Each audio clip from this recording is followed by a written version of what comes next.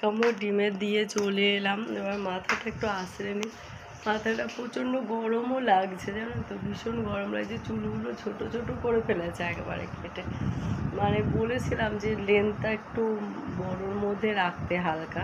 দেখো চুল সিঁথি করতে করতে এখান থেকে পুরো ফাঁকা হয়ে গেছে। এখানে মাঝখানটা, চুলের মাঝখানটা দেখো একদম ফাঁকা হয়ে গেছে। এবার একটু সিঁদুরটা পরবো। ওখানে সিঁদুর না ছোঁয়ালে হয় না। তখন চুলটা একদম ভিজে ছিল দুপুরবেলায়, তো হেয়ার ড্রায়ার দিয়ে চুলটা একটুখানি শুকিয়ে স্নান করতে করতে তো আমাদের 3টে বেজে যায়। তো হেয়ার ড্রায়ার দিয়ে চুলটা একটুখানি শুকিয়ে নিলাম। শুকিয়ে নিয়ে সিঁদুর খুঁজে পাচ্ছি না, এই যে আমার সিঁদুরটা।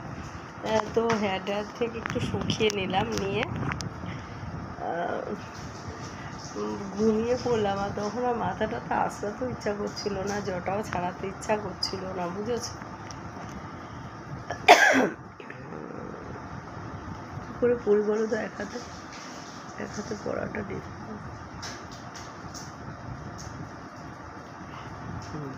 করে নিলাম। দেখি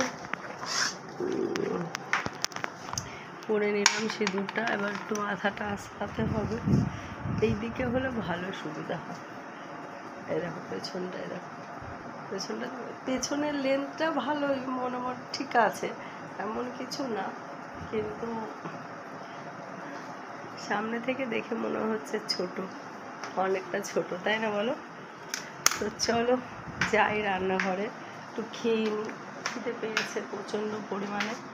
খেয়ে দিয়ে তারপরে একটু কাজ করতে বসতে হবে।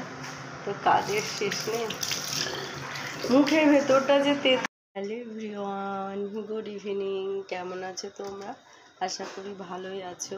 আমিও মোটামুটি ভালো আছি। একটু ভুলে দিই এখন, মানে বিকেলবেলায় 3টে বাজলেই আমি জানলা টানলাগুলো বন্ধ করে দিই, কারণ প্রচণ্ড মশা ঢোকে, জানো তো। তো এখন একটু সন্ধে হয়ে গেছে, তো এখন খুলে দিচ্ছি। দেখো আমার চুলগুলো কি করেছে হেয়ার কাটিং।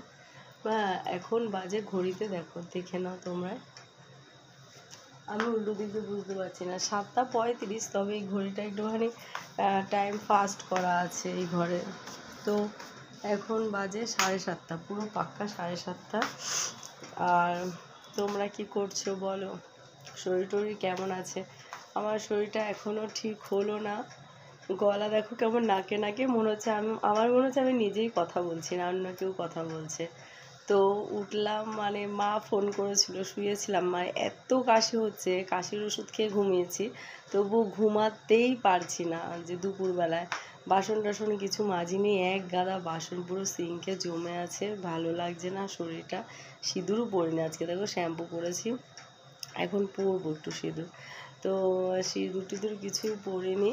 আর এইদিকে তারপরে বরমশাই নিয়ে এসছে পাউরুটি, সন্ধ্যেবেলা যাতে একটু ডিম টোস্ট করি তার জন্য।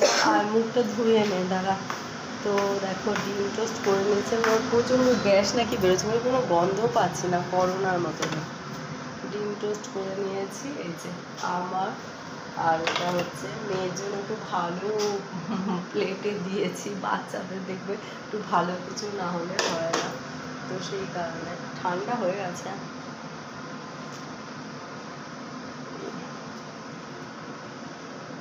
এই ব্রেডগুলোর ডিম টোস্ট খেতে খুব ভালো লাগে, বলো।